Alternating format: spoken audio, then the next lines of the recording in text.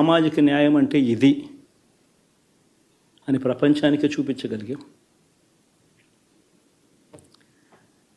మరి ఇన్ని గొప్ప మార్పులు చేసిన తర్వాత, ఇన్ని కోట్ల మందికి మంచి జరిగిన తర్వాత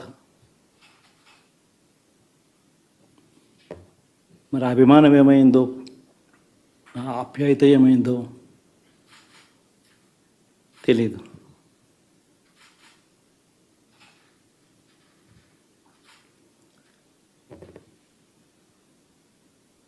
ఎవరో మోసం చేశారో, ఎవరో అన్యాయం చేశారో అని చెప్పి అనొచ్చు, కానీ ఆధారాలు లేవు.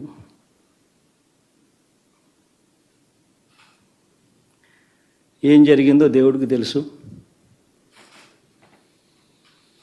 పెద్ద నేనైతే చేయగలిగింది ఏమీ లేదు. ప్రజల తీర్పు